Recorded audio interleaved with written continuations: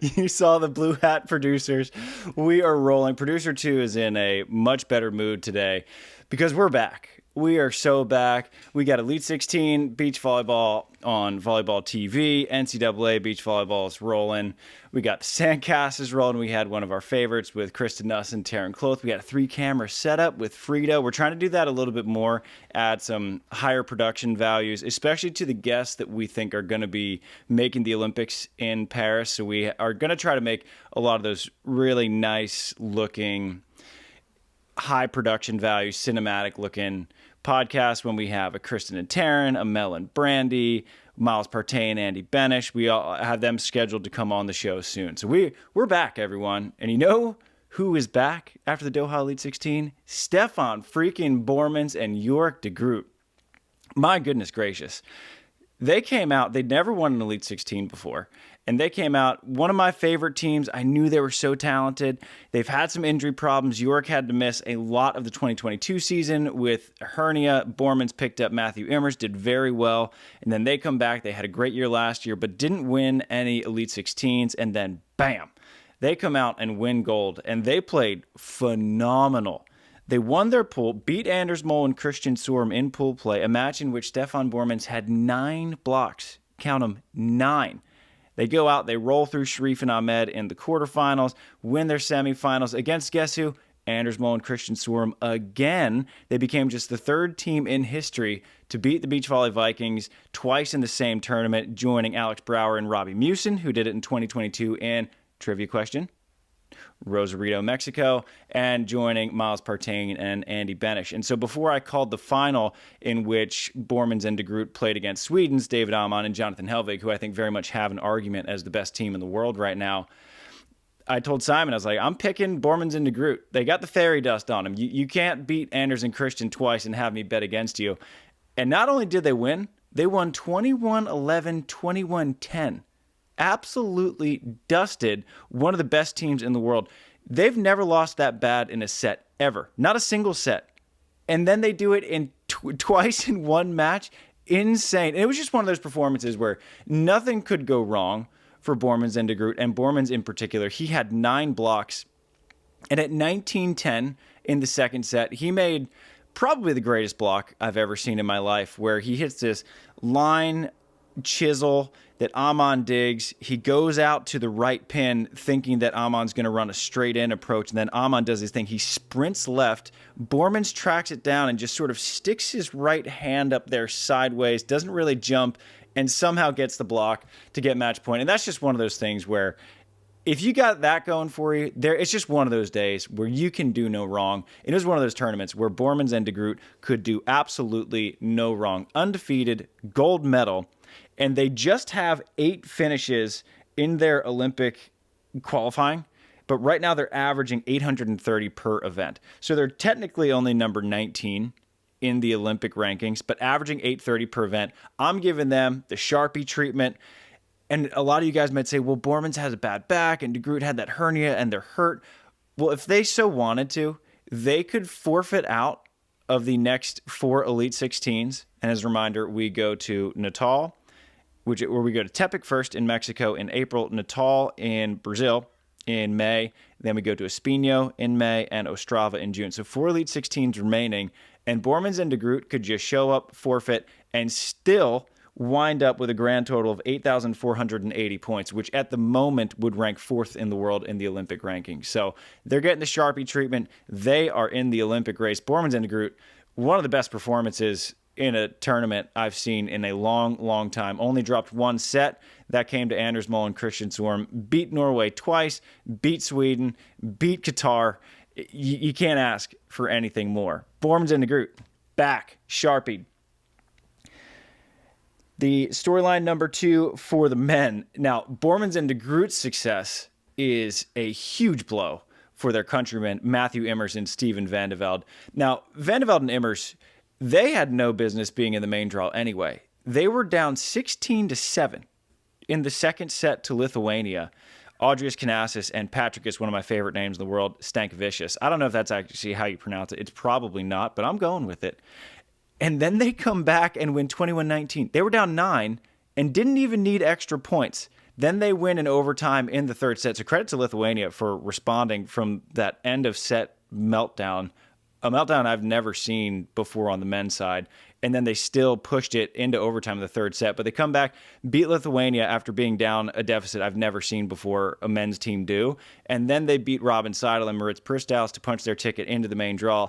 Then they go 2-1 in pool, beat the world champs Andre Perisic and David Schweiner, beat Trevor Crabb and Theo Brunner, take a fifth. They're riding high thinking, wow, we're like on house money. We're going to catch our boys. And then Boermans and de Groot were like, not now. So now the race really is less between Immers and Van de Velde than it is, and Boermans and de Groot, so much as it is Immers and Van de Velde and Brouwer and Mewsen. Now, Brouwer and Mewsen still hold a 1,220 point lead over Immers and Van de Velde, and that is going to be extremely difficult for them to overcome because the finishes they'll need are basically high Elite 16 finishes only, and that's assuming that Brouwer and Mewsen don't actually improve their standing.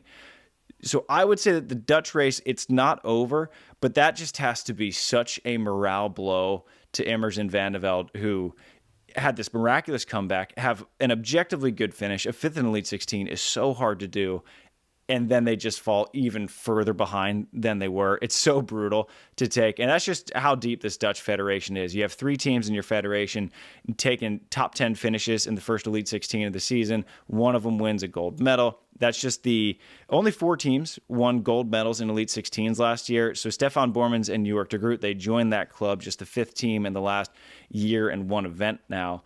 And it's just a parity-filled Beach Pro Tour. It is so fun to watch. Now, as for that loss that Immers and Van de Velde handed to Trevor Crabb and Theo Brunner, that was very big for the other 2 American teams left in the race, Chase Budinger and Miles Evans. They knocked out Triborn and Came Shock, which, if anybody was wondering how the coaching, commentating balance was going to be, we all got that litmus test when I had to commentate the final round of the qualifier between Try and Came and Chase and Miles. I hope I did a relatively unbalanced job, did my best. But my heart rate was about 170 the entire time. Chase and Miles end up knocking out Try and Came. That's a huge win for them. And then they have like the most uplifting, encouraging, devastating tournament all at the same time. Uplifting and encouraging because you qualify for an Elite 16 after being down a match point in the first round to Adrian Heidrich and Leo Dillier. You qualify after being down 7-5 in the third set to Try and Came. And then you go 3 with Bartosz Wojciak and Michał Brill. You go 3 with Sharif and Ahmed. And you take Sam Kotafava and Paolo Nicolai to deuces both sets. And you go 0-3. Also, Chase Budinger got a shout out by my boy Brandon Walker, my old editor at the Northwest Florida Daily News on Barstool Sports. So now we're going big time. When Chase Budinger came around, I thought this is the next big white star. Yeah. This is the next. You know what Chase Budinger's doing now? No. Chase Budinger is playing beach volleyball professionally at the highest level. And see, that's a guy that figured out his life. Dude, I follow him on Instagram. I played against Chase Budinger in AAU for years and years and years, and then he like really blew up when we got to high school and became like I think he was a McDonald's All-American. He won the dunk contest, McDonald's All-American.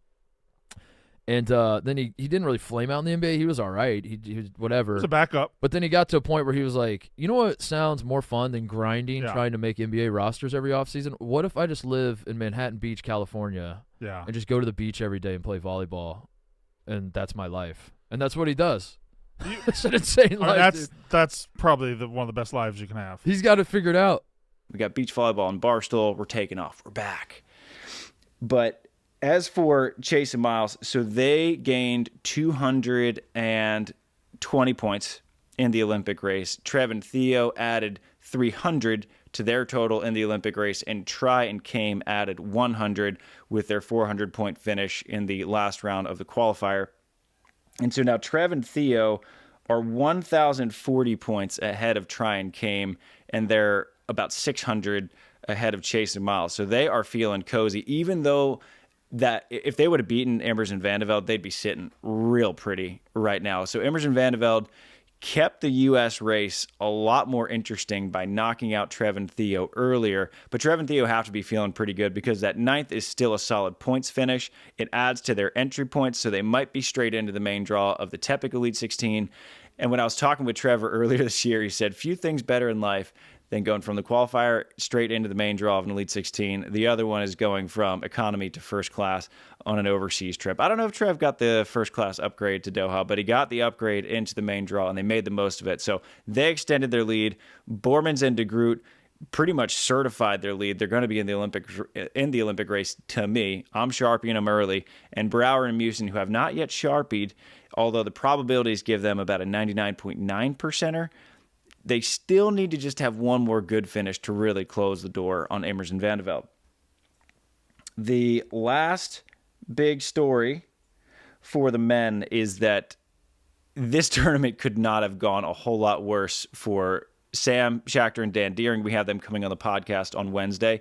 So they came in, they're riding high, right? They just won the Norseka Continental Championships. That's an 800-point finish. That's huge. Their entry points are big enough to get them as the 6th seed in Elite 16 main draws. Their main draw in Recife and their main draw in Saquarema, probably main draw in Guadalajara. These are the next 3 challenges. They'll be in the qualifier in Tepic. So they had a lot of momentum riding it, and then they lose first round of the qualifier. As a double whammy, Cuba also lost in the first round of the qualifier. Now, why is that a double whammy for Canada? So Cuba, points-wise, could still make it straight in on points into the Olympic race. Now, if they do that, Sam and Dan would no longer have to worry about Cuba to claim the Continental Cup spot to get into the Olympic Games. So by Cuba losing first round and Sam and Dan also losing first round, that was the worst possible thing that could happen. Now, Cuba still technically could make it in on points, but when you go 0 for an Elite 16, I don't know how much more they'll travel. They never really travel a whole lot. So now that Continental Cup spot is going to be a lot tighter if Cuba doesn't get in on points, which they weren't likely to do so anyway, but they still had a shot. The other federation for the men that had an awfully bad weekend was the Swiss men. Heidrich and Dillier had a match point against Chase and Miles. Chase hit a nice little cutty to save the 14-14, and then Heidrich hits a cut shot, bottom of the net. Heidrich hits a swing out of bounds, and so they end up losing first round of the qualifier. Marco Kradiger and Florian Brier, they looked fantastic against Cuba, smoked them. And then they were looking fantastic again in the second round against Australians Thomas Hodges and Zach Schubert. Ended up losing in 3 after winning the first 2 sets. So they are now 0 for Elite 16 qualifiers in this Olympic qualification period. We'll see them in the challenges, but I think at the end of the day, I think Switzerland is still the favorite to win the European Continental Cup because they have 2 strong teams. Kradiger, Brier, and Heidrich Dillier are strong, and you need 2 strong teams to get your way through that European Continental Cup. Now, before we go to the women, a quick YK water break. Now, I was wise this time. I cracked it early so I didn't struggle and embarrass myself and have trouble with the lid. And again, this Road to Paris series brought to you by Volleyball TV. They have graciously allowed us to use some fun clips throughout this series. And again, I don't know how much I'll be able to integrate it because I'm writing, shooting, editing, producing this on my own, and I'm about to be on the road. So I'll try to get as many clips in there as I can. We're limited to 1 minute per gender per tournament, so we do have to stay within those parameters. But VBTV streaming every type of volleyball. They got indoor, they got international. There might be some surprise NCAA Beach coming on VBTV. That would be awfully fun. And you can use the discount code SANDCAST20. It's case sensitive, all caps, SANDCAST20, no dash. The SANDCAST-20 is our Wilson code, which you can use that to get some balls. That's been popping off, by the way. So thank you to everyone who's been using that discount code to buy their Wilson balls. So now you can use SANDCAST20, all caps, to get 20% off VBTV. Now, on to the women. Number 1 storyline, Latvia's Tina Graudina and Anastasia Samoilova. So last week when I did the preview of this year, a lot of people had their doubts about the probabilities that I was putting out there. So I had my brother-in-law as a reminder. He did the simulations a million times, played out the next 10 events, and it came back that Latvia qualified in 100% of them. And people were like, really? I didn't think that they were really that assured. And I had my doubts too. And then sure enough, Tina and Anastasia come out, make it through the qualifier, no problem, win their pool, no problem, beat Chenshu and Shinisha, beat Ludwig Lippmann, beat Mel and Brandy, go ahead and beat Valentina Guittardi and Marta Menegatti, make the quarterfinals, lose a thriller in the semis to Melon Brandy again, and then lose a tough one for bronze against Kelly Chang and Sarah Hughes. But that is a huge fourth-place finish. That adds 900 points to their Olympic total. They are now number 7 in the Olympic ranks. And the second Sharpie of the season since Boermans and de Groot got the first. Second Sharpie of the season, Tina Graudina, Anastasia Samoilova, making the probabilities look right. Sharpied in, guaranteed Olympic spot. Storyline number 2 goes to the aforementioned Germans, Lara Ludwig and Louisa Lippmann. They made the most of a wild card. So they were wild carded straight into the main draw of this Elite 16. They sneak out of pool. They go 0-2, and then they beat Xin Yisha and Chen Shu to break pool. They had a big win over Raisa Skun, and Katja Stam swept them. And then they had a thriller in the quarterfinals with eventual gold medalists Barbara and Carol. They lost 14-16, take 5th. That's their third 5th in the last 4 Elite 16. So they are trending in the right direction, flying up the ranks. They're currently number 23 in the Olympic rankings, but that's a bit deceiving because they only have 10 finishes. So they're still adding 2 finishes without dropping any. So Lara Ludwig and Louisa Lippmann, if I remember right, their probabilities were about a 24 to 25%. Those are going to shoot way up now because they are trending in the right direction. Louisa Lippmann is now just in her second full year on the beach. She's only getting better. Ludwig is only getting better because she's more recovered. She's now full-time playing after having another kid last year. So that team, I have high hopes and kind of a dark horse come Paris time, because they're going to commit, if they do qualify, I'm not sharping them in, not even close. If they do qualify, they're going to be going in the right direction. And you have one of the most talented defenders who's ever lived in Lara Ludwig, and you have this physical phenom in Louisa Lippmann. So that's kind of a if you're looking for a dark horse candidate, if you're looking to put some futures bets in, which I just found out that beach volleyball is on DraftKings. I had my buddies hitting me up at like 2 a.m. and asking for recommendations. I had no idea that DraftKings had beach volleyball. But if you're looking for a dark horse for Paris, Ludwig and Louisa Lippmann could be a dangerous Cinderella story. The last storyline for the women, of course, the Verge-Depre sisters, most interesting storyline. I can't recall a sibling battle like this except for Taylor Crabb versus Trevor Crabb for the Tokyo Olympics, where it came down to Ostrava.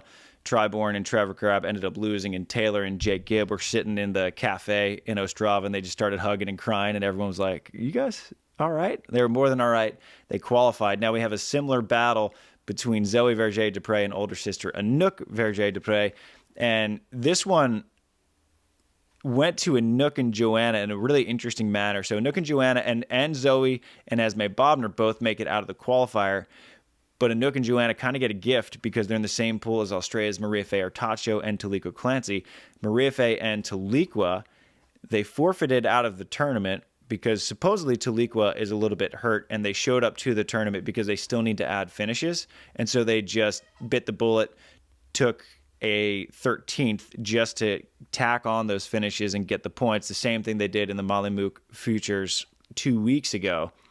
So that's the story with Australia, but that gifted Anouk and Joanna a free spot. Not to say they wouldn't have broken pool anyway, but it just gave them a guarantee to take a 9th, end up taking 9th. Zoe and Esme played fantastic. They're the only team to beat Barbara and Carol in the whole tournament. They end up taking Kristen Nuss and Taryn close to 3, almost beat TKN, who had kind of a weird tournament, and then they just settled for 13th. Similar to Chase and Miles, where you play so well, you make the main draw, you play great in the main draw, and you just didn't do enough to break pool. So Anouk is now in the lead over Zoe for the first time this entire race. They are 120 points ahead.